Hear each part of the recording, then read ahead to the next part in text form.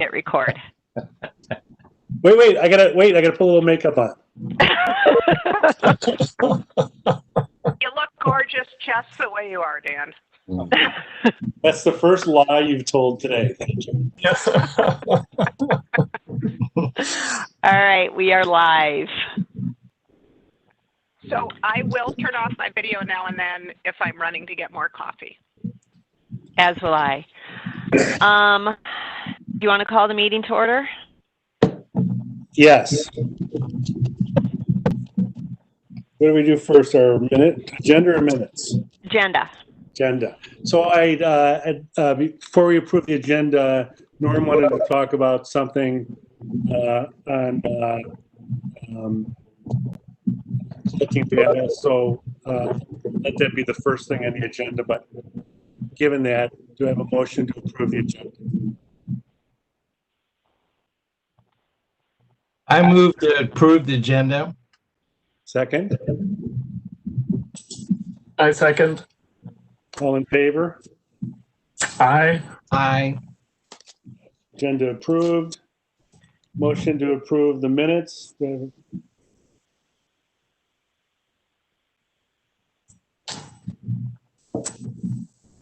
We could get so much more done if somebody jumped in right away and make a motion. I move to approve the minutes from the August 19th meeting. Second? I second. All in favor, say aye. Aye. The ayes have it. Stephanie, can you unmute Janet so we can hear her ayes and nays? Yep. But when everyone is unmuted, there's a lot of background noise. So I've been trying to mute people when I hear a lot of background noise. Okay. Okay. Norm, you're up first.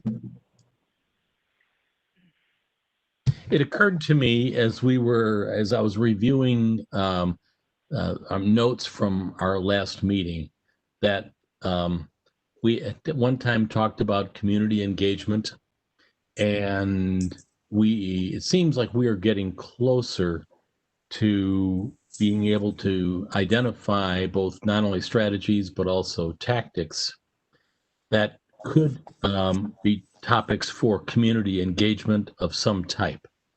And so I just didn't want us to lose track of that as an event we just need to schedule as part of our overall schedule. So I know we've got a jammed agenda today. MJ, I'm glad you're on today.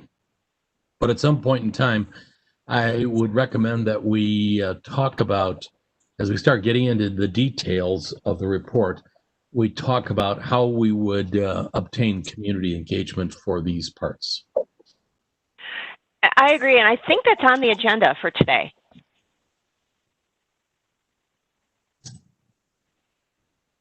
It was intended to be on the agenda. Let me,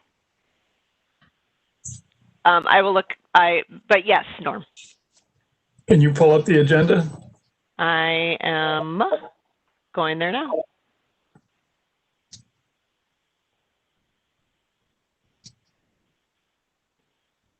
So the agenda for today is community engagement, next steps, and report structure and content. Those are the two items.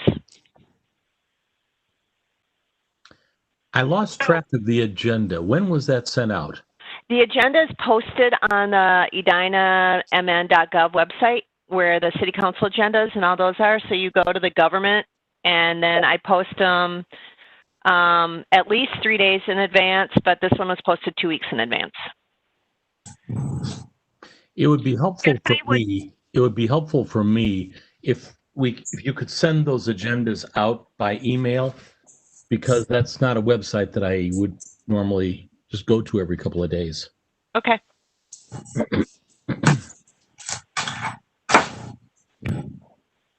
Stephanie? Yes? So on the agenda, it sounded like you had community engagement discussion listed first. Would you like to start with that or have that second? It's same to me, so it's up to you all.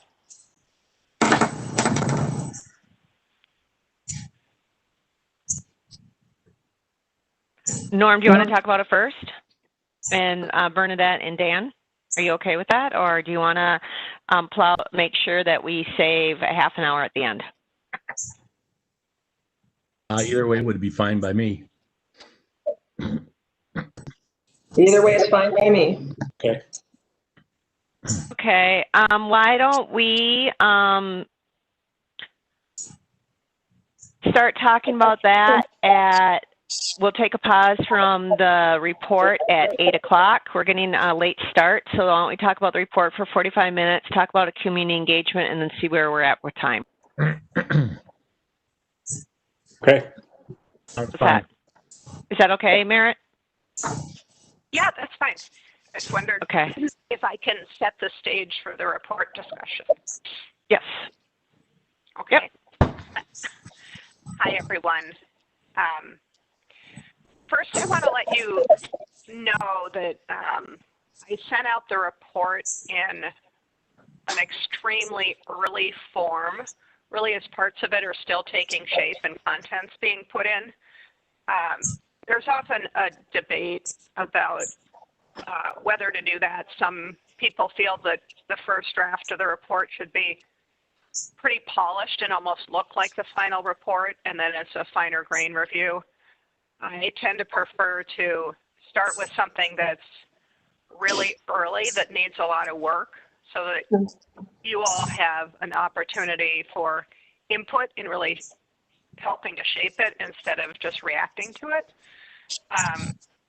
What that means is what you see in front of you might resemble the final report by 20% or 30%, but it has a long way to go. And so with that in mind, I'm excited to talk with you guys about kind of reactions on, how the framework is, the topics that are sort of highlighted for there to be addressed. A couple sort of questions about policy and political tone. A couple of the sections in there were memos that my co-consultant Yana had created that we never got to share and fully talk about with the task force. We were starting to use them with the land use committee. But she was coming at those memos not necessarily thinking they'd be in the report, but wanting to use them to kind of help the task force talk through the conversation of housing policy and history in the past, and then talk about why it's important today in light of that. So it might be that some of that doesn't make sense for you to have in the report, or that it's shortened. I think it's, as you guys as a task force, I think the big thing you really need to decide is the report kind of jumping in based on background from before, and you're really focusing on goals and strategies and tools? Or do you want to spend time sort of setting the context for why this is important? And I think I have heard that's the case. And if you are doing that, you can do so just with data, or you can do that with, sort of a larger policy framing for housing. So those are kind of the things I want to talk through. And then also, in looking at it, Yana reviewing it, I think there's still some sorting out to do of some of the goals, strategies, and tools to make sure that they're all in the right category. So over time, we might shift a few of those to the right category, or decide that we're missing, say, a strategy, or want to re-articulate a goal in a different way. So that's my spiel. Thank you. That was very helpful. Do you want to go through it then? I know Tom has provided some feedback and comments. Merritt did post online, because we have talked at meetings in the past year, as we had speakers and the conversations that occurred during those meetings on, one example was there was a concern in the community that creating more housing was actually going to hurt the schools. And the conversation with the schools and the feedback that some of you received and went to other meetings, school board meetings or what all, it said actually it would improve the schools. I mean, the more students provide, the more funding, and then they can get some of the more, the budget that they need to, you know, whatever, make it so the classroom sizes aren't too large. So I wasn't part of those conversations, but there's an opportunity in those online forms that where you can add in some of the information that you have gleaned in your outside meetings to make sure that it is represented in a way that you want in this report. Because you've done a ton of work outside these group meetings, and we want to make sure that what you've learned and what you've gathered, the information you've gathered and how it applies to housing does get reflected in what has not been thoroughly discussed on these virtual meetings. So that's what the point is of those, that table or form that Merritt also put on. So if you want, we can go through that.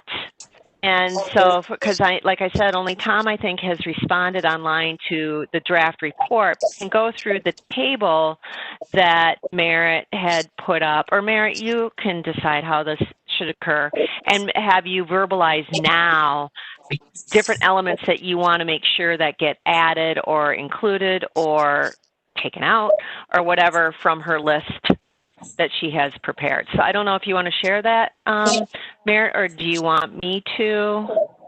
Yeah, go ahead and share that. I think before we jump into the point by point, I would like to hear, for people that had a chance to start reviewing it,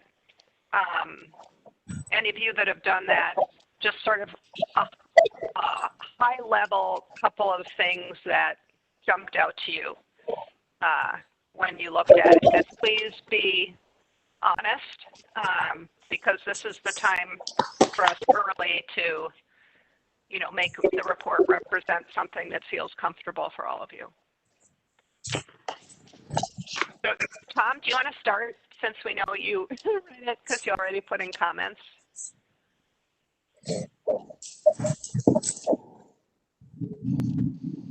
You're on mute, I think.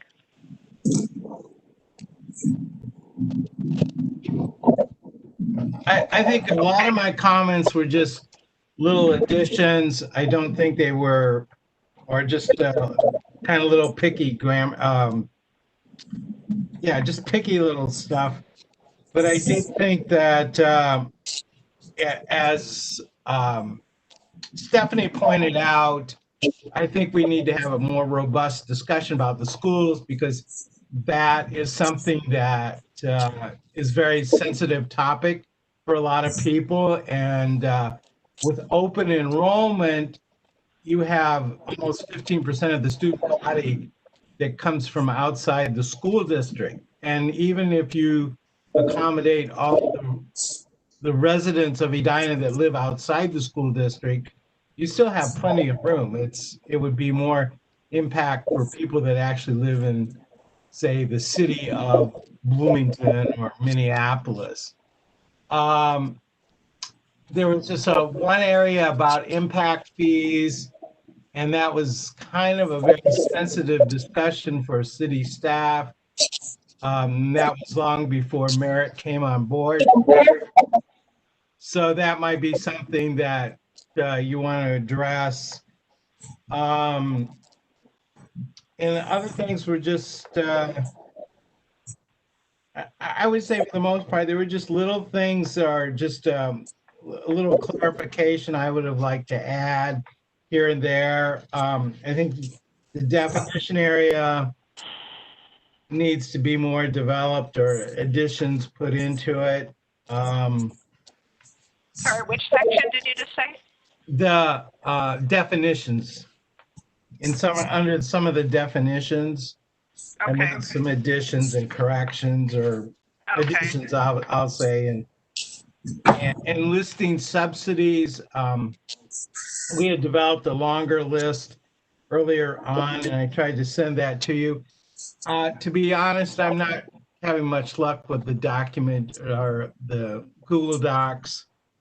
It may be beyond my technical abilities. Yeah, I was looking through some of the folders yesterday for some of the things I remembered seeing, and I did find that one, and I forwarded it to Yana, who's been working on the tool section. Okay, so anyhow, so I just attached a couple of documents that we had done earlier. Yep.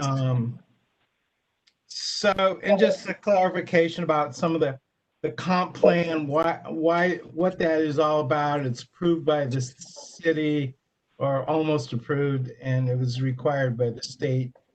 And the Maxfield study was commissioned by the city of Edina.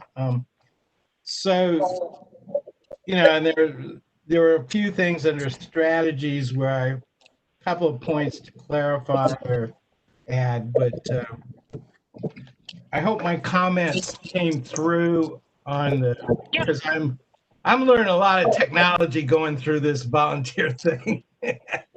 And so, I mean, I thought it was a good start, and I realized that from the goals, we'll go on to strategies and tools and tactics as we evolve. So I thought it was a good start.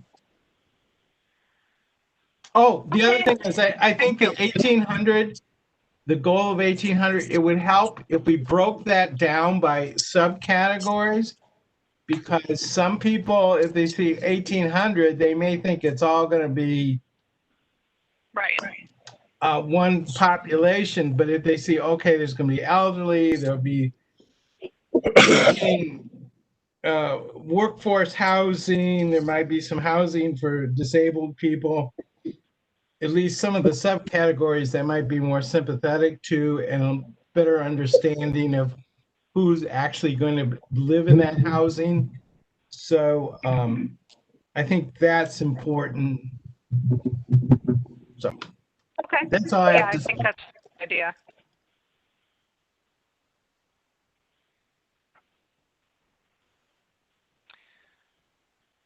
Who wants to be next?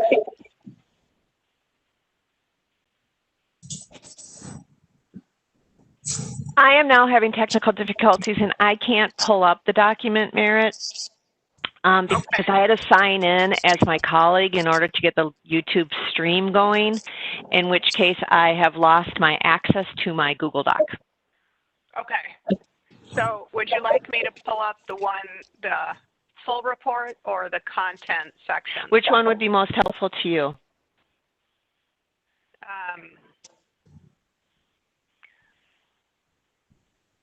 Well, I can, I think the full report probably. Okay. So I will go ahead and do that. So you want me to do share screen? Well, if we're going to go through it. Yep. Okay. Unless, wait, let me, is it in the work, let me see, the meeting materials? Yeah. Right, because I got one, it's not updates, it's the draft 2 of 8 for edits. See, yeah, That's good. available. Okay. I'm trying to do you have to give me permission to share content? Yeah, it just won't let me in it. It's locked. I'm hitting share content, but nothing's happening. Okay. How Hi, guys, many of you are able to pull it up right now for reference?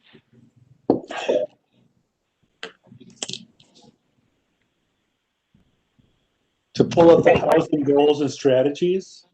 No, her So draft. pull up the draft 2 of 8 for edits that I'd sent a link to. I have a paper copy in front of me. Yeah. Okay.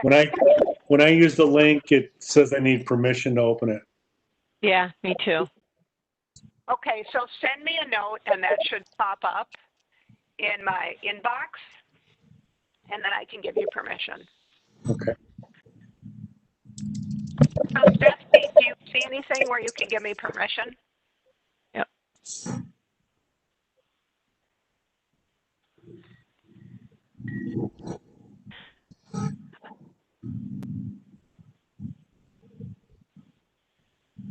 Oh,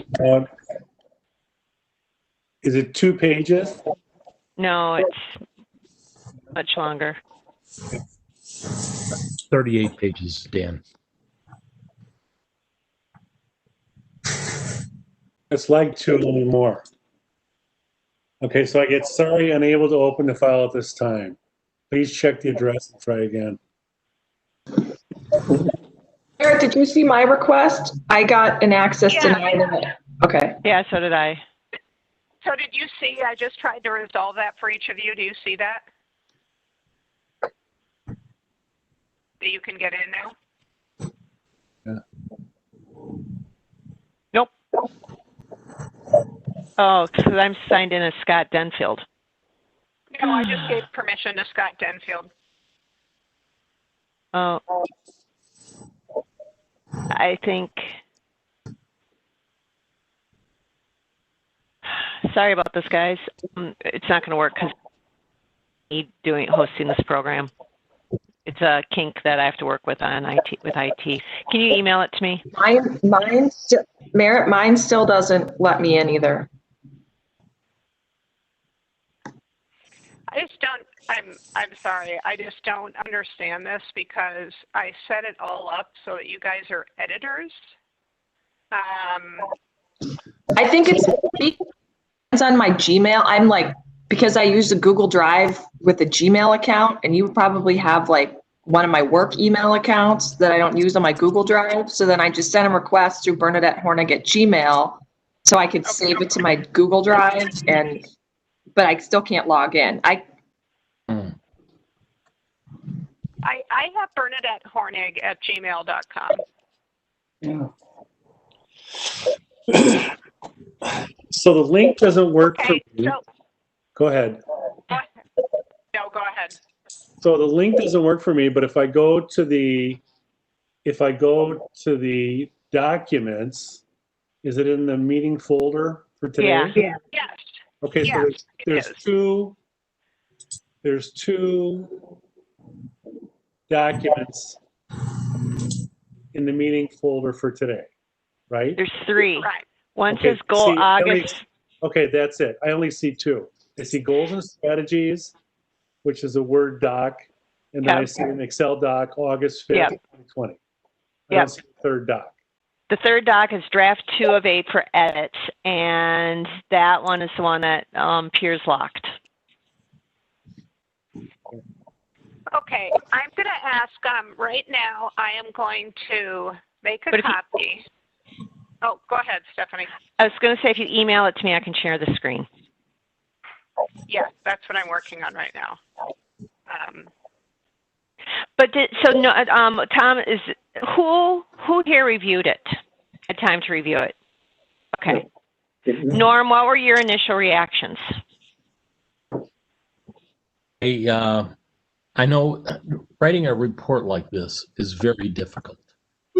And I was pleased to see how much progress had been made on it. So I can only appreciate how much work it's going to take to really make this a document that really reflects all of our thinking. Interesting to get the first impression when you read a document, and this may not be truly fair, but there were certain sections in the report that I felt were written negatively. And when I think about all the discussions that we have had about housing in Edina, they've been extremely positive. And I think we would all agree that the city has been able to accomplish a lot. We've got a very, very high quality of housing. And there were times in the document that I think things could be described two different ways. One way would be to say we've got a great city, and there has been a lot that's been accomplished so far. And the intent of this report is to build on that and make it even better and serve the needs of new people that are going to be moving in. In some parts of the report, for example, on page 5, the middle paragraph, the stability and deep bonds that build a healthy community begin to fray. One could look at things that way, or one could talk about the importance of change and continuing to meet needs of a changing community. Now, Yes, it's very well stated. Yeah, that's terrific. And that's the kind of thing, especially because you had a nice language alternative, that I would love to see people, put those kind of notes in the report. Because I'll always have another copy. So this draft that I put in the meeting folder is intended for you guys to just actually go in and write a comment. What you do is you pull down the pencil, and we'll show you this in share screen, and then you do suggestions. Because part of what I really like about that is when you guys include specific language, then I start to get a nice flavor for the voice you're looking for as a task force, like you say, the way you're sort of the tone, I guess, and making that true to what you want the report to be. I received it. If you want me to share screen, yep, I can share screen. Okay.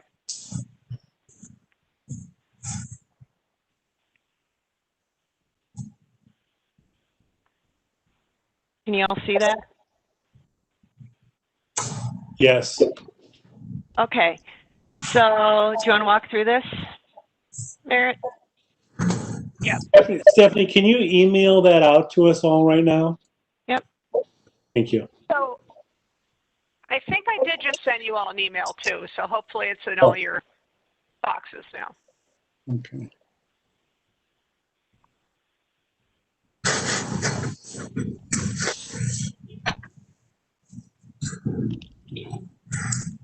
So Stephanie, what we can see in your share screen right now is your me email. emailing it out. Okay. I will, because there we go. Sorry about that. I wanted to make sure they got it. Okay. Can people see this, that their size on the computer? Should Stephanie zoom in? Zoom in. Okay. Norm, while we're zooming in, were there other sort of initial comments you had?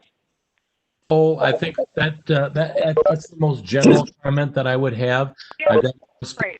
comments, and perhaps as we go through page by page, I'll be happy to share some of those thoughts. Okay. All right. So here we start with the table of contents. Housing for people, health, and prosperity. Why don't you go into the body of the report?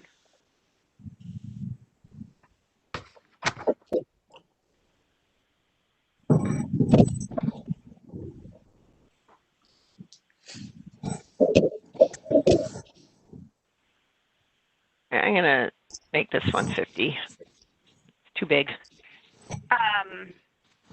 So I started just by stating the principles with a short intro paragraph. This will be the next page. Could we go back to paragraph 2 on the executive summary? Sure. Yeah. Statements in here that jumped out at me that that seem to be out of phase with things that conversations that I've had with our task force members and with outside members. For example, in paragraph 2, the last statement, talking about the demographics and housing needs of the population over time, they've grown disconnected from regional trends in household type, housing sought, and housing affordability relative to wages. Yep. And that struck me because I don't think that that's really correct. I think when I think about the housing trends in the metropolitan area, I think that Edina is very much in sync with housing trends, and witness to that is the demand for people who want to live in Edina, and the ability that Edina has had not only to maintain a very strong single-family housing base, but also to build the capability for multifamily housing and a variety of housing types. Now, there's always more work to be done, but I would like to see us celebrate the accomplishments in the executive summary. So I look to everybody else. Am I out of sync here, or does that make sense? Totally agree with you. I think there's two totally different thoughts going on here. One is the desirability of housing in Edina, and certainly that has continued to be very strong. Then the other one is captured in the last note here, which is housing affordability, and particularly relative to wages. And there is a disconnect. Edina has become more expensive and fewer people can afford to live in Edina. So we sort of have two different realities going on. I agree with Steve. The affordability relative to wages, that is a phenomenon that affects the entire country. But Edina is definitely higher. But I don't see how it's disconnected from regional trends. That's a regional trend. Housing affordability relative to wages is a problem across the region. I mean, it may be more acute in Edina just because the housing is more expensive. But I mean, that's a problem because housing is growing at a steady rate. And for many people, wages are remaining flat or actually real dollars going down. So that's a national and a regional trend. So I don't think painting Edina as an exception to the rule is accurate, I guess, is what I'm saying. And I agree with Norm's comment that it's like, I feel like we're trying to create drama that isn't there. I mean, it's like Edina is an example of problems that are, or I shouldn't even call it problem, like situations that are everywhere in the metro. So I think that what I was trying to capture here, what I think is in the data, but I'll go through it again, is what you said, Bernadette, that the problem is more acute.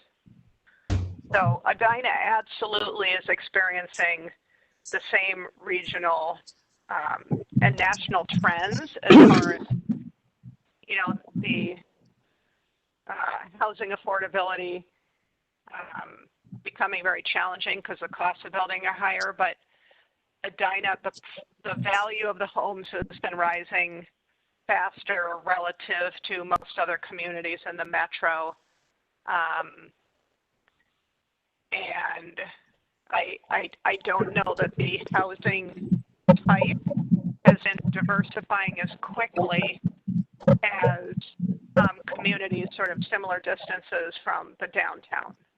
but I will look up data and that stuff. Even if there is, even if that's happening, I think it's still relevant, though, what you guys have been saying about the framing. You know, how is that presented, and not to present it in a way that seems sort of scolding or like Edina's, you know. I would go. I would like to add that instead of saying the homes, sometimes we should talk about the land values, and that was one of my comments in paragraph 3. It doesn't cost much more to build a house in Edina than it does in Lakeville. It's just that the land is so much more expensive, and that is something we should note, not just because it's labor or materials, but it's the land. Okay. Merritt, I've got a couple follow-up questions to you. So I'm not as bothered by the tone, but the implication. So what would it be? You know, are you implying that every community should advance at the same rate? What is connected to regional trends? I know what you mean by disconnected, but what would Edina look like if it was connected to regional trends? Right. So let's just say, for theory of this point, if the data did show that relative to other communities in the metro, all of its housing is tending to become more expensive faster than other communities, and that its housing stock by type of housing isn't as mixed as other communities, and that has been growing. The mix has, let me stop you there.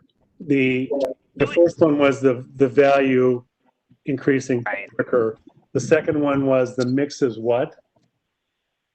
The mix of like how many are single family, duplex, apartment, condo. But I think you go back to your question, which you've asked throughout the task force, which is a really relevant question. Does Edina or any other community in the metro need to provide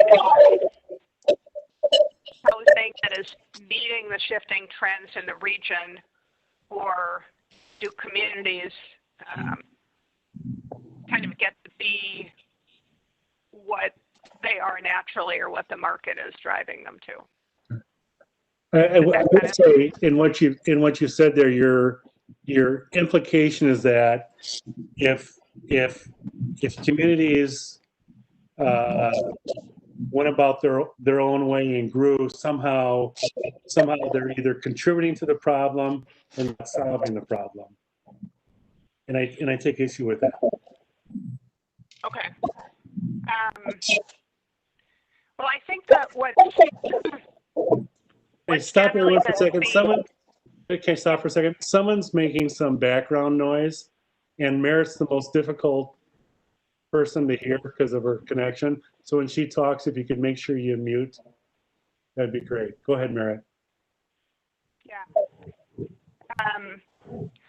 How about we just start by I'll see what data we can find, and then I just invite everyone to think about that. You know, what is the role of a city in a region for meeting housing need across the region? Okay. And then one more thing. Is there a reason I cannot open this file as formatted? I just get it as a text. Does that mean anything to any of you? So when I print it out, it's just a text. It's not the format that's in the file. Wow. Looking. Okay. I do not know. Okay. Well, what's odd is that you know, that some of you are able to access it and say print it out in a format, and then others aren't. And Yeah. I welcome anybody who themselves or they know someone that's really great at these things to chat with me offline about how I can make it easier. But your effort is appreciated. I've never been a fan of Google Docs myself, but you know, I'm trying. Norm? Merritt, I would like to extend this conversation just a little bit to say that instead of saying that Edina is disconnected from regional trends, I would like to Yeah. see us talk about how we should be celebrating the progress that Edina is making. Okay. The fact that our land values are high it seems to me is a function of supply and demand. First of Right. all, we're totally built out, and second of all, there is a high demand of people who would like to live in Edina, and that indeed is driving up housing values, which is not a Right. bad thing. And the area that I think should be celebrated is the ongoing efforts that have been taking place. Certainly, members of this community have been very active in this task force have been very active in seeking ways of providing affordable housing. And the whole intent throughout our task force report is around affordable housing and meeting the needs of a wide variety of housing preferences. So instead of saying we're out of step, I think it's important to positive tone to this and talk about how we're celebrating the work and dedication of a lot of people in Edina towards meeting the needs of a wide variety of people.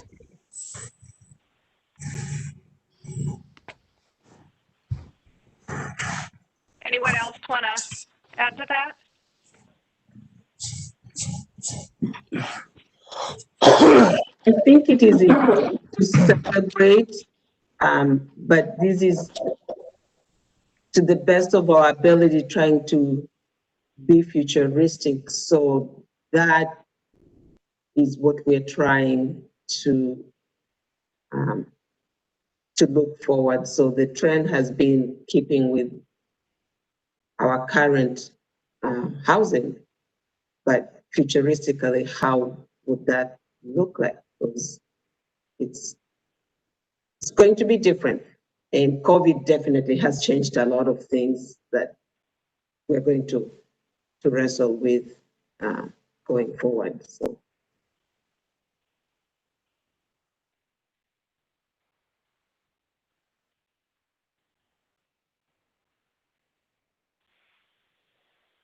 Others, or just on this point, or should we move on? Okay.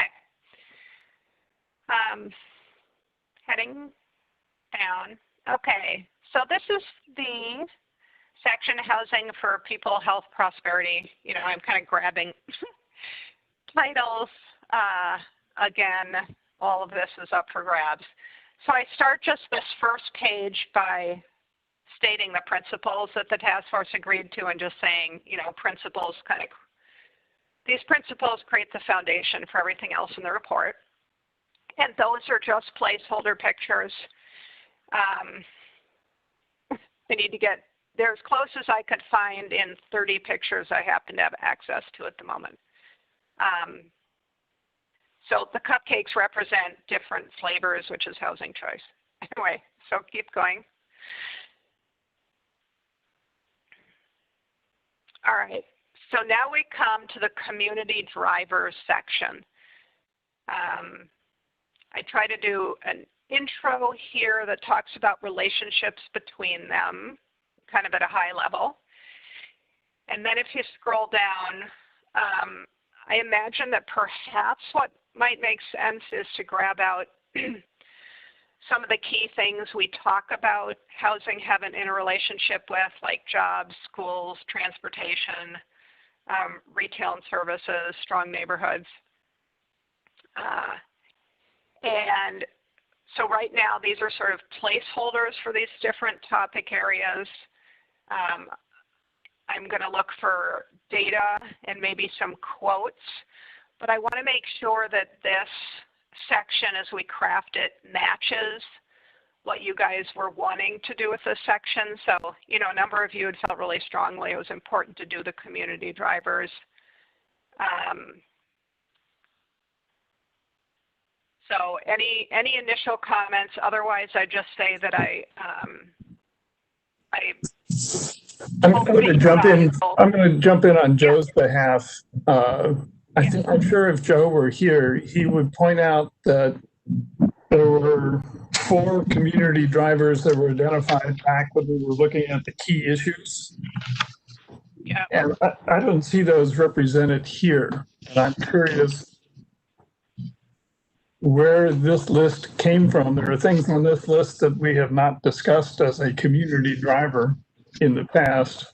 So the 4 that Joe had originally identified were education, suburban to urban, quality of life, and population growth. And of those 4, I think we've got 1, which is education. Okay. And I was trying to remember, didn't at some point you guys put together, or that subgroup put together, some kind of memo or descriptions of this topic, or was it or just high level? And Steve, can you repeat those 2? There might be merit. Let me look. Well, I'm just reading off of the key issues document that was originally prepared when we had identified 4 key issues. Key issue number 3 was community drivers, and it was education, suburban to urban, quality of life, and population growth were what were listed at that point as being community drivers. As they say, I'm not married to any of those, but I just am curious how we went from that list to this new list. Yeah.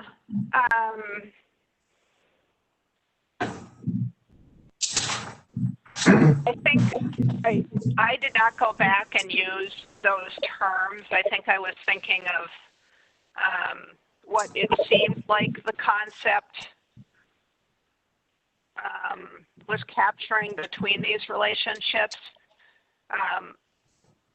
But I would like to understand better kind of what the message was on those, because when we talked about them in the past, I didn't exactly understand each of them. I think that's a very fair comment, and I think that reflects some of the dissonance within the group about the nature of those terms. But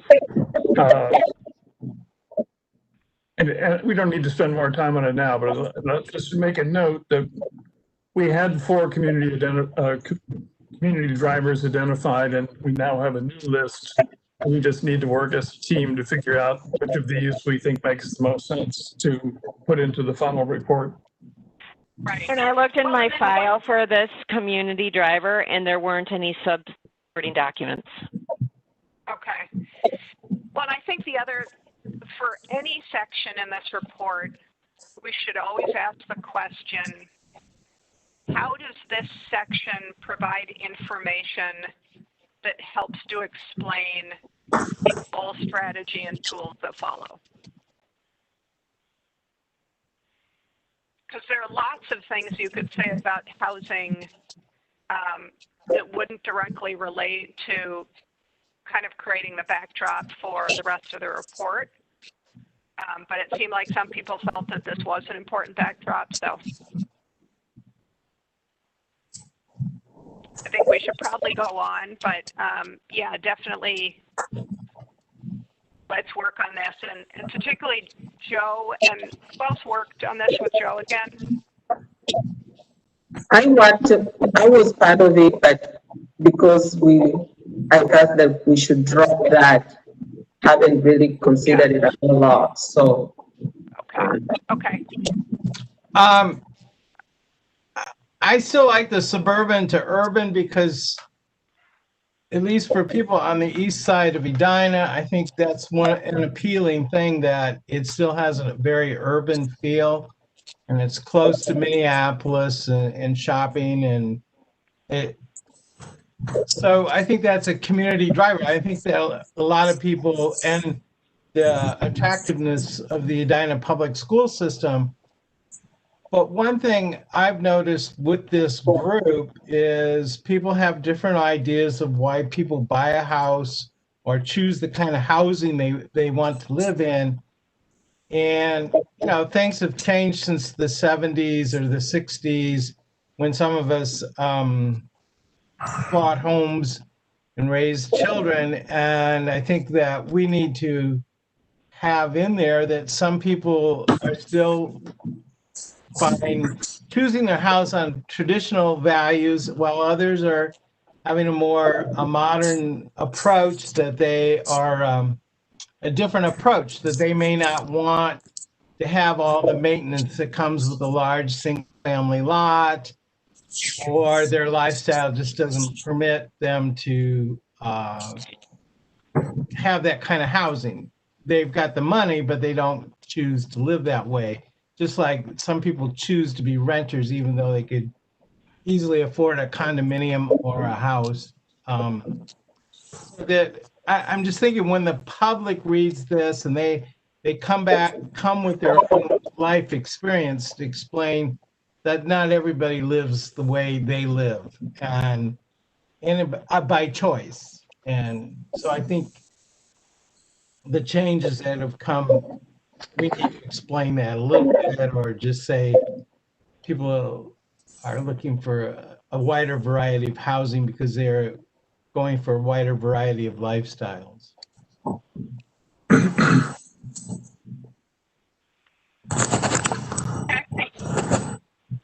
Well, the way, Stephanie, you wrote it, I'm not saying it's a bad thing or a good thing. It's just that I feel that at least people on the east side of the Edina, they like that little more urban neighborhood traditional feel.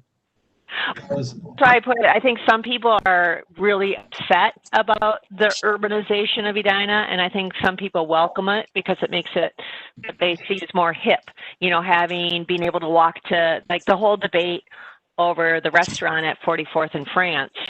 Is it really cool to be able to walk to your neighborhood restaurant and, go to a bistro and get a glass of wine that's walking distance from your home? Or is it urbanizing the city too much by having this population growth? So I think it's a tension.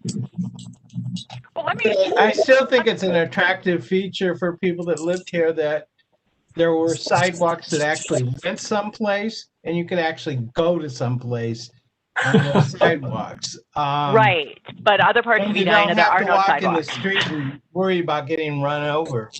Right. And I think that's been I don't think that's something new and hip. I think that's been around for a while. Right, yeah, that's true. So I have a question. Because, like most communities, or all communities, Edina does have a range of opinions from people about housing, the housing that's there, the housing that they'd like to see come into the community. Is that something that the report should acknowledge, that there are a lot of different opinions? So it's kind of this, so think about people reading the report.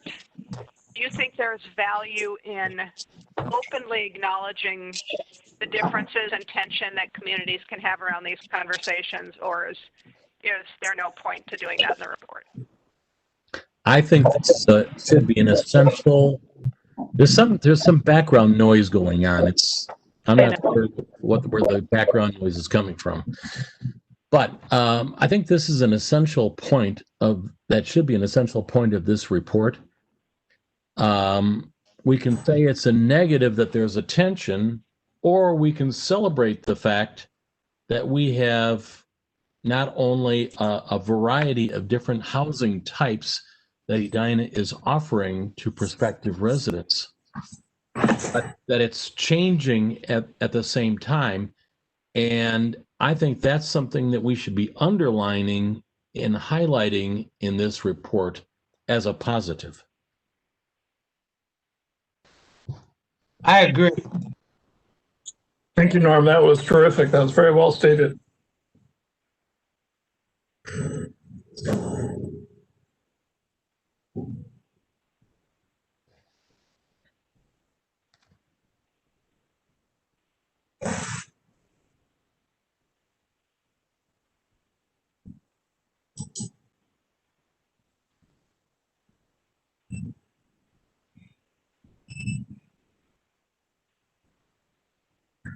I can see Merritt's lips moving, but I can't hear anything. I'm sorry. I'm back on. I thought maybe out the background noise. So I think that was great.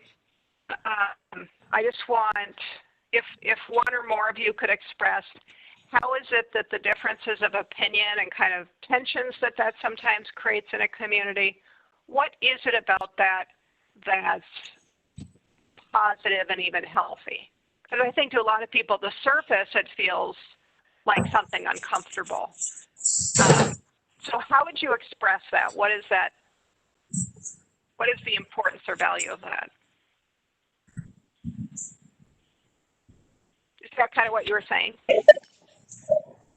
Well, the importance of it is like, well, the Morningside neighborhood is, some of it is changing with the tear downs, but that is where the urban feel is. And then when you go on the west side of Edina, that's really suburban. The homes are still spread out much. And that's just a way organically how those neighborhoods have formulated. So I like to say that if I were to buy a house, I would like to move to Morningside because it just feels very comfortable and cozy and being able to walk through the neighborhood. So it kind of boils down to a personal preference. But the reality is the suburban and urban is a core part of our community makeup, and it has formed that way. I don't know that we can erase it. People may not like to be referenced as urban, but not the entire city is urban. So.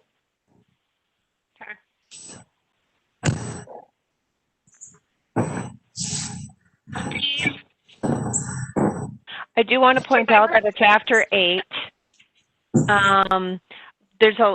we're only on page 2 or something of a 39-page document, but I think this is to demonstrate what Merritt wants you all to do. So I did a comment and then, try to capture some of the points you're saying. If you could each do that, I think that would be incredibly helpful to her because she can't read everyone's minds. And she wasn't here for the first year. And even, I mean, it would be great if you just penned kind of your thoughts on what you want the report to capture. It can be full of typos and grammar issues, but just to give me a flavor of what you want to draw out, what you think is important, that would be terrific. Yeah, and we've only gone through a couple pages, but this really has helped get at what I think the kind of the most important thing is about the report. I mean, the technical stuff that we put in there is, that's important, but the tone, kind of the backdrop for all the technical information is what's tricky to figure out, and, everything else rises or falls based on it. I also want to give a heads up that, when the goals and strategies, or the strategies in particular, were reviewed, some of them we may want to discuss reclassifying them as tools rather than strategies, but we're not going to do that today. It's going to happen through the course of drafting this, that we might have to revisit that. So MJ is not able to join us. She is in transit, but this has finishing the goals and the strategies and then reviewing this initial draft has brought up the issue of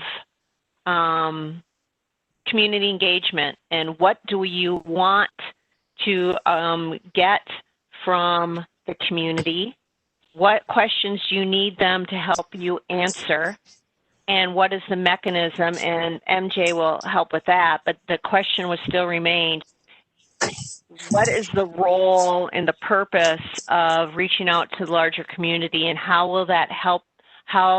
What do you need them and what input do you need to help you move forward?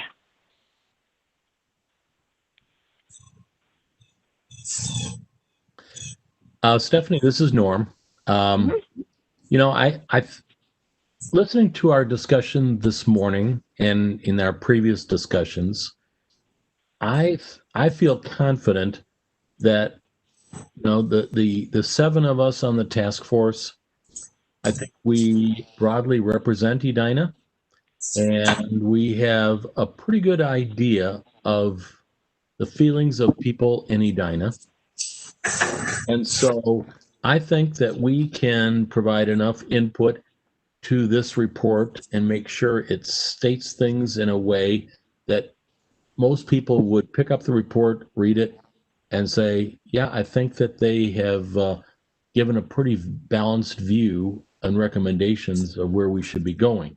But having said that, it would be even better if we had community input.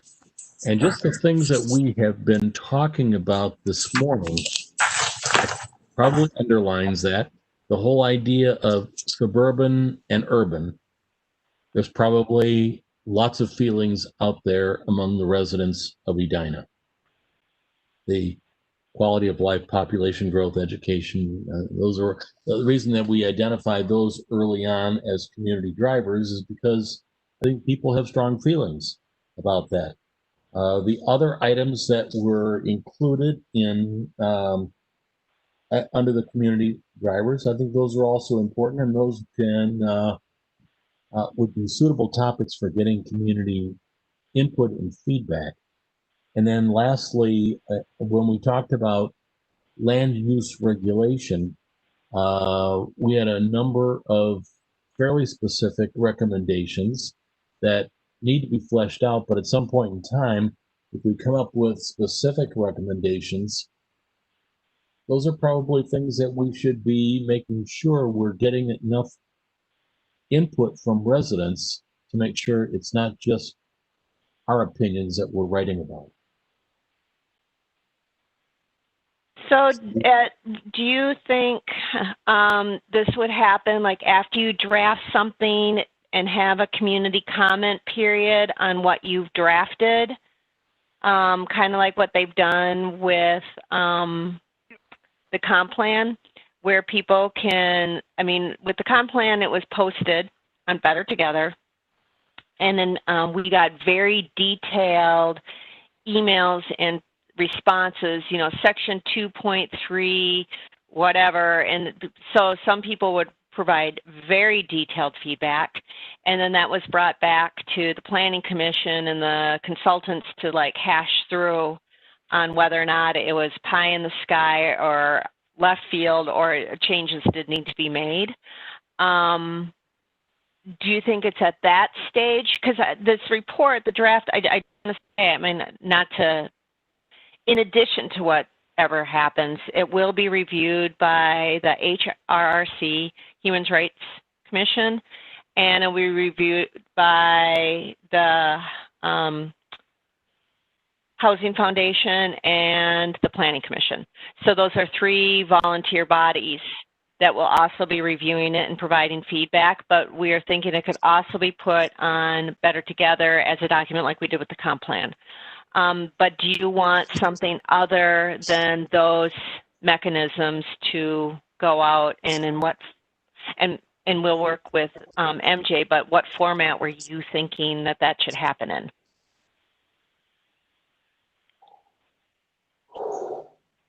Or is that, I mean, because like land use stuff, the general public there's varying levels of understanding what land use regulations mean. The Planning Commission would be reviewing this though too. So I'm just trying to flesh out, I'm just trying to get what you're thinking. I think that splitting lots is something that the general population can understand. Yep. I think accessory dwelling units is something that the general population can understand. So those are just two examples, I think, that are people have feelings about and thoughts and preferences. Norm, are you wanting to test sentiment on things in the report or strategies in the report that you think might be more controversial? Is that the intent? I think it's testing how people feel about things that are really important.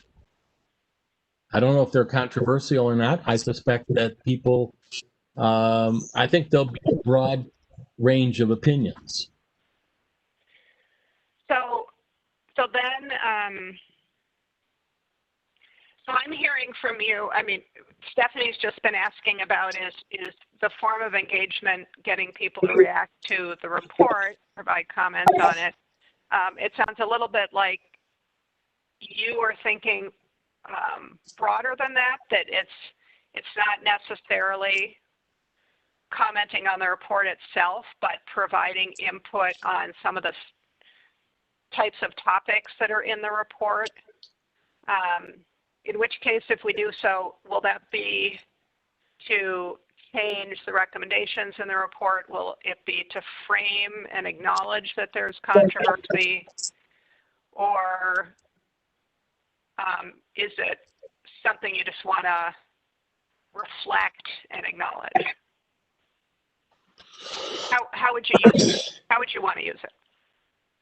I think it would be to frame and acknowledge the input from the community. I think that we have a pretty good view of the things that are important to include in the report. So I wouldn't expect that any feedback we would get would change the total direction of the report. But I think it would be important to show the preferences that we've been able to record, so that when someone reads the report, they might not agree with every recommendation in every detail. But my objective would be that they would look at it and say they've done a thorough job and they've tried to really understand where the residents of Edina are coming from. And to recognize that there's differences of opinion. Mm-hmm. Does that make sense? Yeah, that makes sense to me. Other people? I would also like to, I'd like to add that it also can help us to craft the report where some areas may need more explanation or more detail. If people don't understand why this is happening or why this suggestion is made. And, you know, if somebody's still focused on why they bought their house in 1981 or 85, and they think the rest of the world's thinking that way, you can talk about that for an example, or that. So I just think it gives a chance to educate the public before it's a finished product, but it also can improve the product. How you do it, I don't know, especially with COVID, with the virus. I don't know the best technique, but Stephanie's suggestions sound reasonable to me.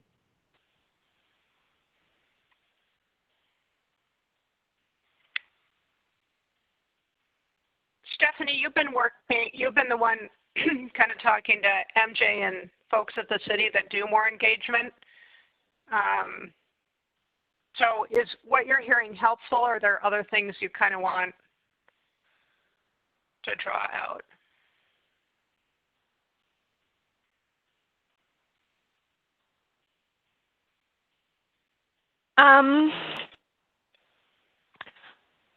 I think we're going to have some more conversation about whether or not with the tool to be used and how that information is gathered. In addition, if the additional tools from what have already been discussed. Because I still see it, and I have blinders. I mean, clearly, that if we put out a draft, and for what to Tom's point, if there's areas that need more explaining, we'll get comments like, "What does this mean? What are you talking about?" And then we flesh it out. I don't think that when we put it out there for review, we're considering that it is a fully final product at that time, but it will be clearly further along than it is now. That we'll bring it as far as we can bring it, and then we invite the community, we give them, 20 days to comment and ask questions, and then we revisit those questions and comments and flesh out where it needs to be fleshed out. So I still see that as an online mechanism. And so I struggle with what other means there would be for gathering that information. What other tools would be used to gather that information? A sidebar for anyone who's interested, I did post the goals and strategies on Better Together. And we put it in our Friday report that they're there. So, disseminating that word that those are there, and no one's commented. It's been 2 weeks and that there hasn't been anyone that signed on to make any comments, but it may be that people don't know. And so getting the word out that that's there. Yeah, just so you know, that was picked up by the Edina Neighbors for Affordable Housing and circulated amongst that group. I don't think there was any request to provide any feedback. So I think it's just people acknowledging that the information is now available if people are interested in reading about it. Right. There's an opportunity to provide feedback and ask questions. Yeah. But there wasn't a call out for that. Right. Stephanie, Janet. Yeah, the Better Together is a very good tool for those of us who are engaged with what's happening at City Hall. That people who are not, I would just say, like from my corridor in the southeast of Edina, they have no idea. And even as we continue talking about community engagement, I really fear about that because there's just going to be a good section that is totally ignored. And that's not a fair representation of the community still. So, right. And that's the age-old question, is how to get people to be engaged who aren't engaged. And what are the best tools? And I think there's going to be a massive communication effort through Nextdoor and Facebook and Twitter and whatever. But even Facebook, it's only people that give a rip about City Hall that look at the Edina Facebook page. Yeah. I think that's true, but I want to say something about Better Together. I was on it the other day, and it was hard for me to figure out how you comment on it. I didn't think it was the most friendly website for adding comments compared to others. That might be by design or something, but I would use some other vehicles as well to get the information out. And I don't know whether Nextdoor is appropriate or the city can do that. But something that's easy to pick up and then comment on, you're going to get more feedback. You may not want all of it, but anyhow. Okay, so my job then is I'm going to meet with I will send out a notice to the communications department and have us start really, and MJ, because she's our community outreach person.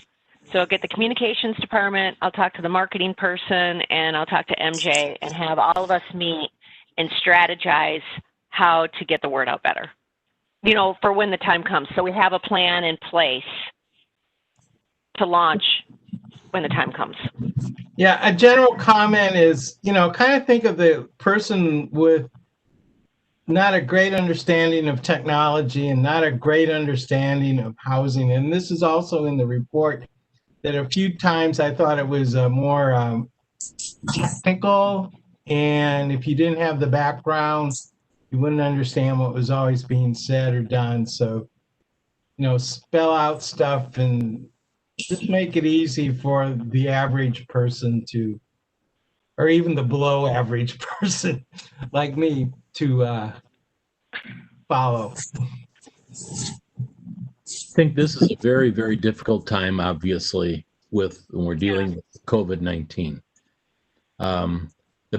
When I think back to the comments that came in through Better Together on the comp plan, it's been a long time ago, but my impression was that most of the comments were tweaking the language as opposed to any substantive recommendations for changes to the direction of the comp plan. You're right. I think most of the big, huge comments were via email. And once the report was out there, then more of the comments were tweaking. The more important feedback would be through focus groups or through a statistically valid survey. Right. I don't know how to do that, but I think we've talked about a number of things this morning. I think there's going to be more things that we'll be talking about as we go through the report. And those are things that I think through a survey, we could get feedback. I think doing a focus group would be great. I don't know how to do that in a COVID-19 environment. Zoom. Yeah, I mean, we could do like a town hall. And the survey is on the table. The conundrum with the survey is, what are you asking? And what are you getting? What is the input? Because the questions that were raised before, and we talked about this, was what can you do with the information that you're going to get if it's widely varied or highly controversial? So some of the questions before, they weren't, I mean, it was really early, or not really early, but not thinking about it in the same way. So we would still need to know the answers that you're seeking. You know, is it, because you can't ask, like, which would you prefer, Edina, to remain suburban or become more urban? Because it's both already. So we'd just have to think about, what is it that would be helpful to you? And so survey's an option, but to what end? So maybe a good, I mean, there had been a set of questions put together before. Would it be helpful, Stephanie, if everybody on the task force was asked to submit just some ideas about what topic they would like addressed in engagement engagement that I would call proactive instead of reactive, where you're getting out in front of the report being released and commented on and doing something that's a little bit more anticipatory. And Stephanie, in response to your question, can you ask, it wouldn't be appropriate to ask people, do they prefer a suburban environment or an urban environment? Right. But I mean, that's being facetious somewhat, but yes. In one of the attachments that you had referred to, Merritt, in your report was from the National Association of Realtors, National Smart Growth And they asked survey questions there that would really get at the answer. How do people feel about a suburban environment or an urban environment? They didn't ask that question, but they asked a whole raft of questions that really give you the answers.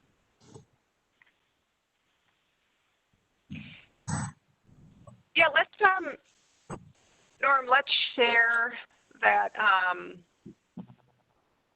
link again, and perhaps we can put it in the folder for the next meeting, just so as people are looking at preparing for the next meeting, they can find that. Or could you send it by an email for us that don't always do well with the folders? That list of questions that you talked about, Norm?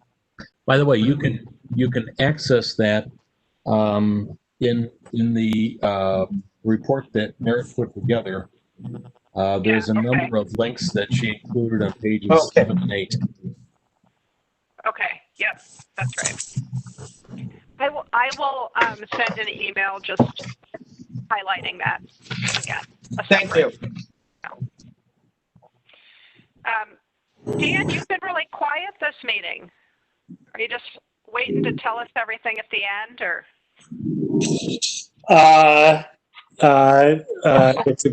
It's a good listening day.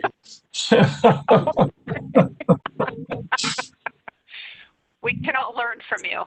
Sometimes it's best to listen. Well, it wouldn't be much of a meeting if everyone acted like me. All right. All right. Well, it seems our next meeting is in 2 weeks.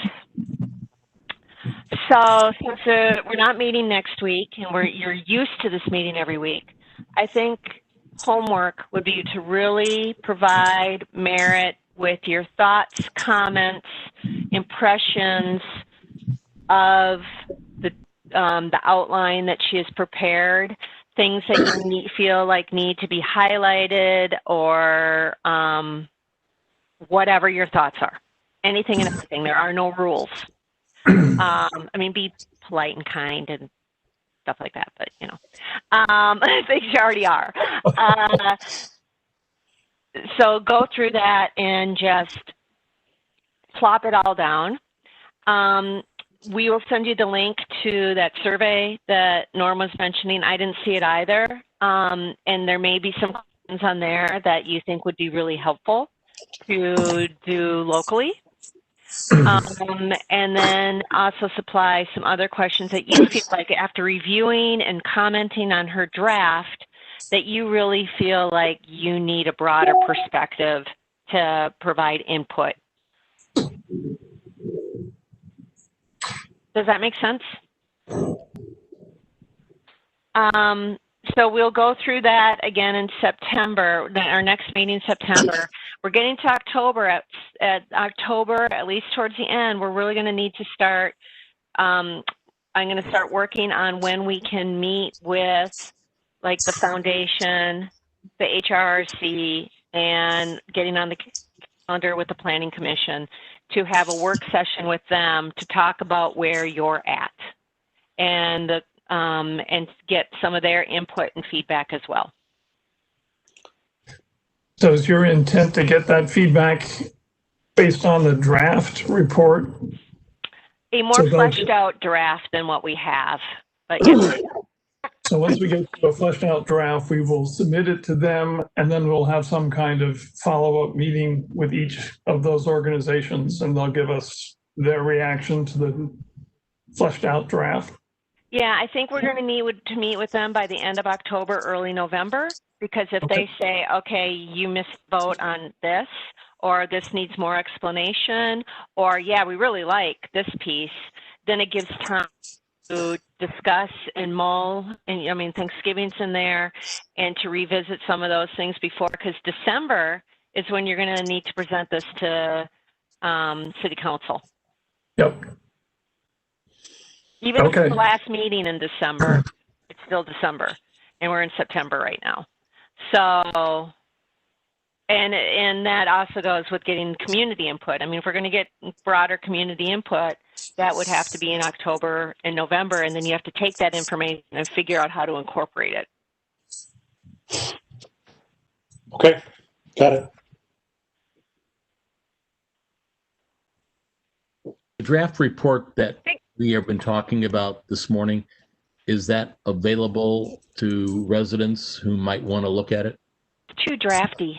I mean, technically anything that I've seen is public, but it's kind of like the Maxfield study that went out before it was finalized, and then it got on Nextdoor, and then it got trashed because it wasn't a complete report. So I think at this stage it is really too drafty. I would agree, because I don't think it reflects, I mean, first of all, there are sections that there aren't even content in. So I think it would just be confusing to people, and I think that the tone varies so much throughout it. I just think there's a lot of work to be done to get to something I'd actually call a draft, even. Hey, Merit, on a technical issue, the problem I was having was I was trying to print the Word doc on a Mac, and now that I went through my work server and printed it, it prints fine. So it was my ignorance that was, so the document comes across fine. Good job. Steve? This probably relates back to the earlier discussion we were having about the report, but one of the issues that's been floating in the background is what was the methodology that the Met Council used to come up with the latest number of 1805? And I've been able to work with the Met Council statistical data analyst group, and I've got really detailed descriptions of how the numbers are put together for all of the cities. And I will provide people with a summary of that. It's very technical. There's a lot of math involved, but I think it's illuminating. And I think the underlying concepts are that the Met Council believes in the concept of every municipality should be pulling its weight equally in trying to address regional issues. So if there's a need for affordable housing, they would say every community should be providing their fair share of resolution of the issue of affordable housing. And with that as their basic premise, they then work through several different adjustments to the numbers, and I will detail how they go through all that for everybody and give you the links to the actual document so you can go through it if you're interested. But I think it's worth understanding the philosophical approach and then looking at the numbers. And It's essentially saying fair share is what's driving the numbers. a document that you can send out, Steve? I will send out first a summary document, and then I'll link it to the detailed documents. Thanks. That'd be great. Thank you. Steve, does that break it down by submarkets or populations or groupings? I don't know what you mean by that.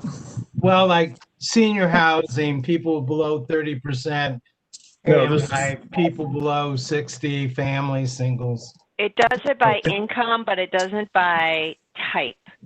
So the senior versus family versus individual workforce, that would be more in the Maxfield study, but not in the numbers that we get from Met Council. The Met Council looks strictly at affordable housing and does it by the three income categories that you're familiar with: below 30, 30 to 51, and 51 to 80. Well, I think it would be helpful in a final report to say in 2020 dollars, this is what this means for people who aren't up on 80% of AMI. And if we can add subcategories as best we can, such as seniors, assisted living, housing for the disabled, families with children, I think it's more helpful than just throwing out a big number. No, I think you're absolutely right, Tom. And one of the charges that we have from the city council is to provide a comprehensive housing strategy that addresses more than just the affordable housing component. So we're looking at all types of housing. And I think we've tried to do that in the past. But in any case, I just wanted to let you know that I've been able to get the information that several members of the task force have been asking for a while. And I'll send that out to everybody. Thank you, Steve. Steve, Yep. since you brought up the Metropolitan Council, I saw an article in the Star Tribune yesterday. I'll send it out to everybody in case you haven't seen it, but the Metropolitan Council has been criticized in the past for being an unelected body, assessing taxes and doing things beyond the scope that they were originally chartered for. And Governor Walz has nominated a committee to oversee the Metropolitan Council and take an assessment of it. And Mayor Hovland is on that committee that was named by Governor Walz. I think it would anybody else be interested in asking Mayor Hovland to appear with us and talk about what his objectives are as part of that committee? I'll let you think about that. About timing. Send us the link and we'll have a chance to better understand. Sure. I have one more comment. I think Janet was going to say something a moment ago. Janet, do you still Sorry. have before? Yes, yes.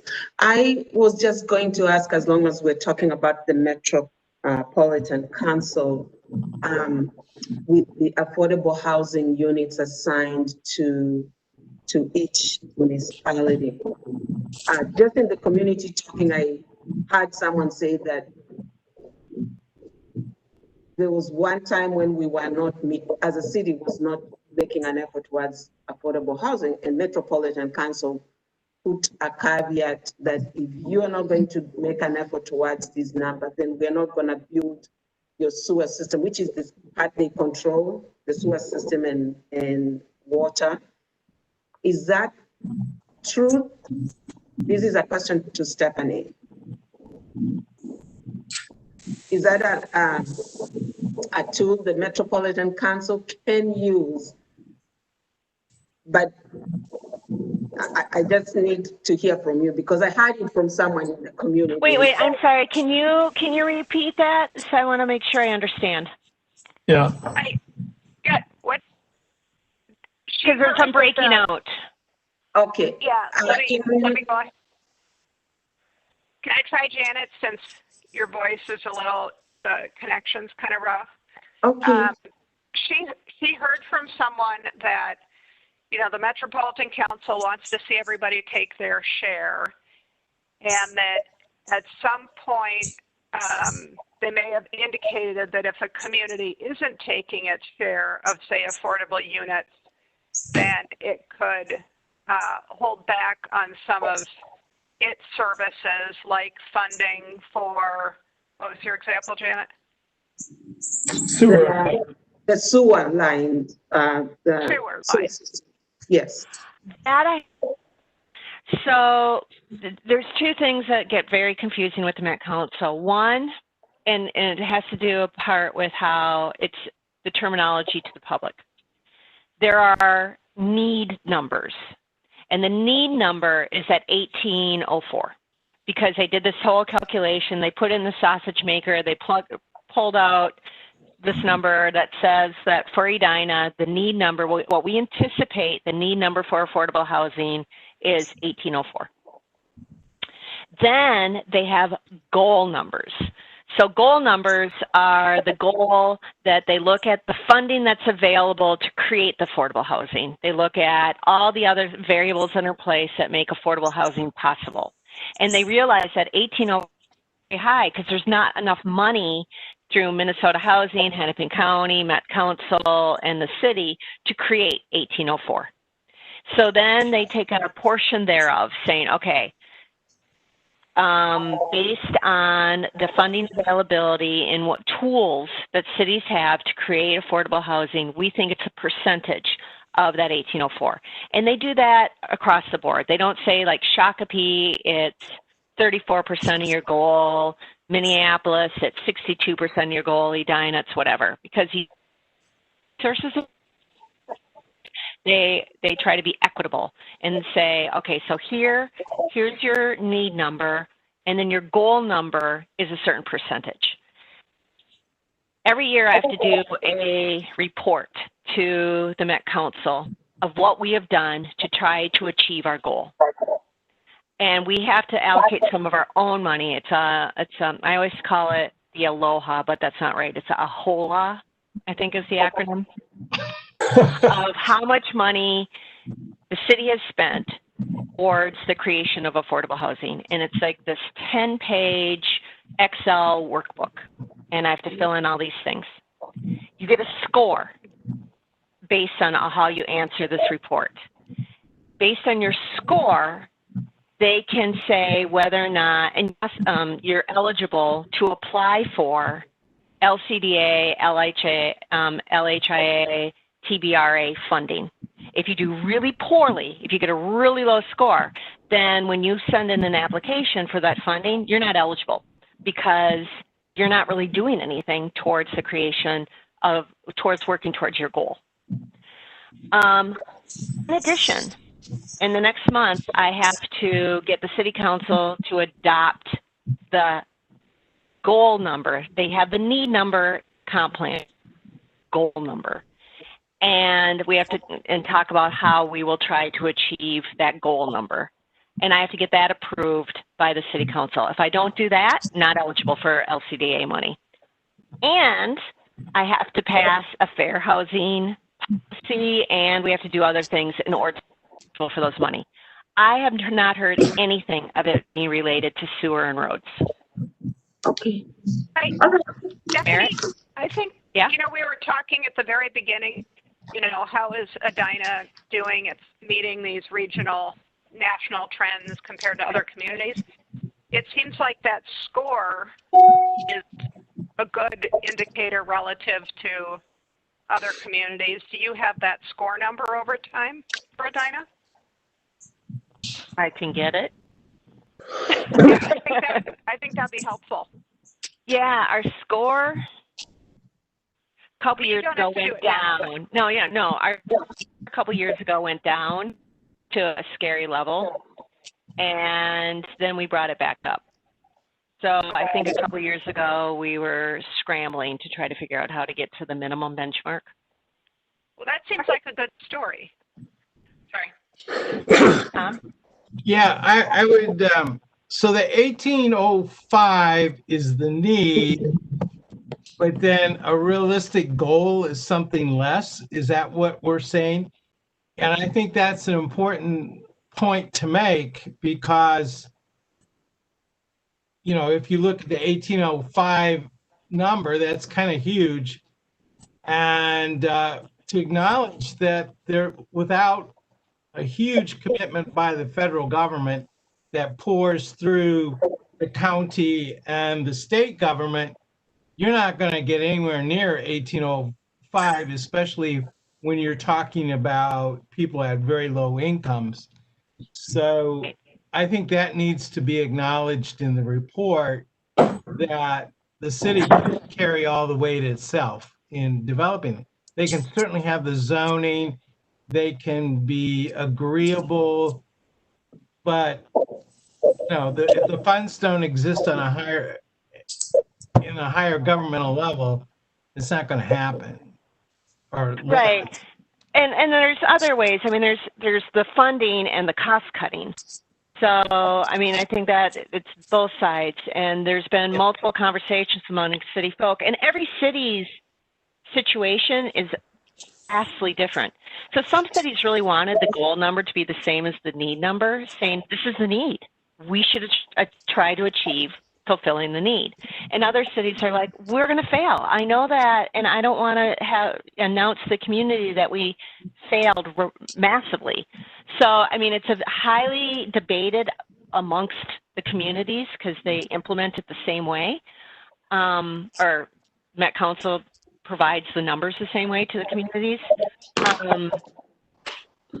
It's a challenge on figuring out how to do that. I mean, I want to be able to say we tried, but you know, to help the people that say below 30% is just going to be almost nearly impossible on any large scale. So, Stephanie, do you have the goal number for this year or last year? I'd have to. I don't have it memorized. I'd have to get that for you. If you could share that, I'm a little astonished that we were not aware that there was this goal number that was distinct from the need number until just now. So I'm the one in intrigued. the comp plan is the need number, and it's what's confusing is that it's stated in the comp plan as a goal, but technically, from the Met Council vernacular, it's a need number. That's fine. So the goal number was not given to us until recently, and I'll get that for you. And it is a different number. And this year, for the first time, it's a range. In the past, it was like 45% of the need number was the goal, and this year it's a range. Okay, but what you're saying is you've had this number in the past as well. So there's this concept. There has been a goal and it's lower than the need. Correct. I agree with Tom that this is information that we should include in the report. Okay.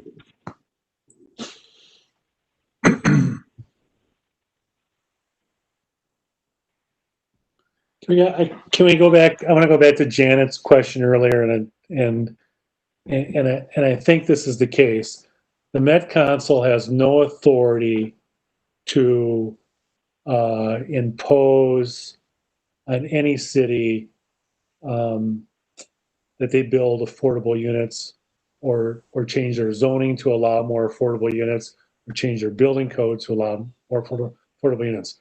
But they do have the authority to withhold grants to cities that apply for them if they don't meet certain qualifications. But the numbers aren't huge. It's not like a city would say, "Oh my God, if we don't do what the Met Council says, we're going to lose a significant amount of money." It's not a lot of money, therefore, there's not a lot of leverage for the Met Council to use against any individual city.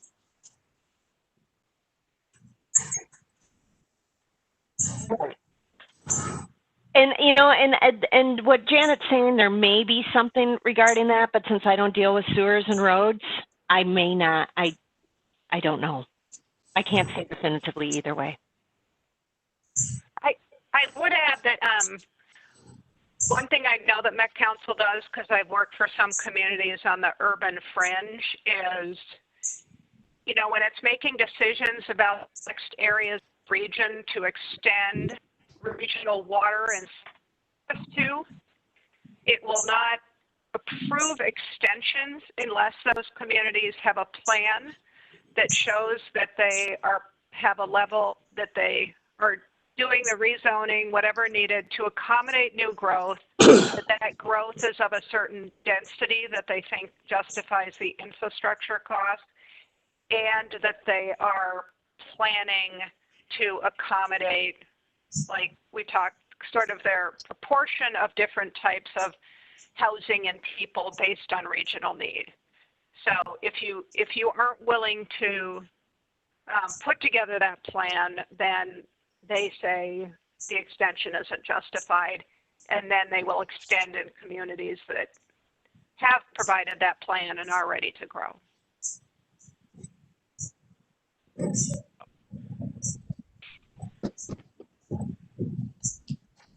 But they won't take it away. Yep. So we have just, Stephanie, I can see your writing. We have 7 minutes. So I know we put down a lot of homework. Any last thoughts people have, or Stephanie, things you would like from people. From my perspective, this has been really helpful. And I really look forward to whatever people send me as far as ideas, suggestions, data they think that would be valuable and whatnot.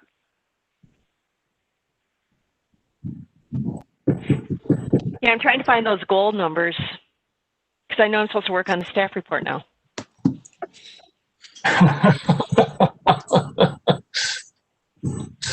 Okay.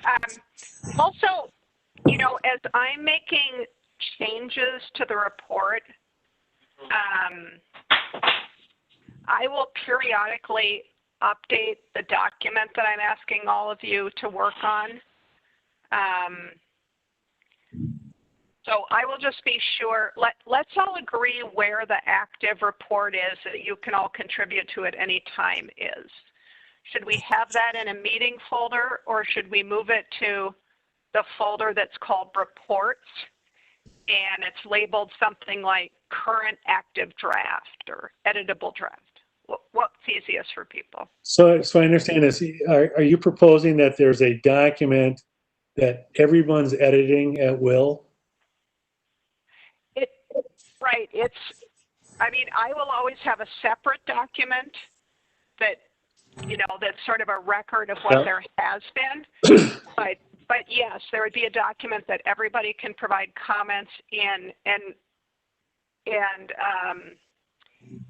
up in the top left corner, there's a little pencil, and you click on suggestions, so that then every comment you put in, it says, you know, Dan or Janet, and then over time we can go through and accept certain comments or. Okay, so thus, from a week from now, there might be 150 comments from 7 people on it, and as a group, we can go through it and say, "Oh, good comment. Let's make a change here," or "No, we don't like that. Let's move on." And that's how the document would be edited. Well, I will be taking some of the comments and information and doing my own writing to round out everything that you guys are putting in. And so that's what we need to figure out, what the smoothest way is to do that. But at least for this time period, let's have all of you just keep working on the 2 of 8 document. It's from this season. Okay. So one more follow-up on it. So we've established earlier today, the document is not it's not showing up in the folder. There's only 2. When I look at it, there's just 2 documents in there. Yeah. So that's the first thing we have to solve. So Stephanie, is there someone at your end that can help out with these Google folders? Yeah, and I will try to, I mean, I was working on one today, so I'll save it as a Word document in my folder, and then I'll try to transfer and see if that works better. Yeah, we want to make sure it's working now, because, you know, Dan's not even seeing it where other people are able to find it and open it. So, you know, what do we need to do? And if Google Docs doesn't work for everyone, you know, is there an alternative? Yep. And Merritt, if there are any significant large changes in a document that you put out, if you would send out an email notice, because we probably, all of us wouldn't be looking at the folder every day. Yep. There are going to be certain days where I will spend a chunk of time, and then other days where I do nothing. So whenever I spend a chunk of time, I can send out a note and let you know. Thank you. What days do you do nothing?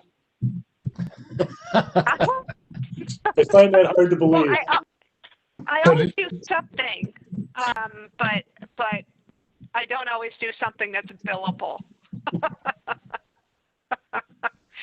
Yes, I'm a very restless person. We have a folder now that's labeled Task Force Report. Should we be using that folder? Sure. That's what I think would be easy, instead of trying to remember what meeting we're in. Yep. What's the folder, Steve? It's called Task Force Report. Oh, yeah. So right now I see one document in task force report. Right, there's only What's one in there? there. We'd be moving the new document over to that folder. I think that's a great idea. Okay. All right. I will go ahead and do that after we get off. Okay. And I'm gonna label it something really obvious, like current draft for editing, and then that's always what it'll be called, so that you guys know what to be working in. Okay. So I have one more thought on this. You're not asking us to edit it. You're asking us to comment on it. The editing will come later. Well, you can comment, but for instance, you know, at some point in the meeting, Norm said something where he was suggesting rephrasing a sentence, and a lot of people liked it. I completely welcome that. So if people have actual text suggestions, maybe But a paragraph that they think. Individually, those are comments we're making. You're not asking us to edit the document. You want comments so we can all look at the comments and decide what the edit will be. Yep. Okay, good. Right. Yep. Okay. Thank you. Merritt, can I ask you this? The document I sent you, did that work for you? Yeah. That was exactly. So what I don't was have to hoping. redo that. I might add to it, but no. Okay. Right. So that's probably the one I'll use and share with other people. And when you guys see it, you'll see, you know, comment from Tom, comment from Yana, comment from Mary. Good. You can see who's commented. Okay. And the comments will look just like the one that Stephanie was adding during the course of this meeting, where we could see as she was writing, there was a comment showing up on the right-hand side. So the homework assignment then is you're going to send out the link to the document, and then each of us should be required to go in and verify that we can actually open it and edit and make comments. Yes, exactly. Yeah, we'll let you know as soon as we fail. Yeah. And hopefully Stephanie can find a Google Docs expert that can help us clear up any issues. I want to say one thing. I really like what Janet and Merritt have done with their backgrounds. You know, so this is my background. I'm still at the cabin and it's cold, so I've had to move from the green porch into the living room. And Janet, I'm looking at yours and I'm trying to figure out if it's a like big, beautiful picture you have or is that a background? It's a background I picked from to Calgary, just plain and look like I'm outside in the park. Right. Yeah. Okay. Well, thank you, everyone. Thank you. Thank you. And we'll see you. Thank you. Thanks, everybody. Have a great week. Bye-bye. Have a great trip. Yeah, where are you going, Norm? We're going hiking at the Rocky Mountain National Park. Oh, fabulous. Oh, So I may not that sounds be beautiful. commenting until I come back. Okay. It makes sense. That sounds wonderful. Have fun. Enjoy. Thanks.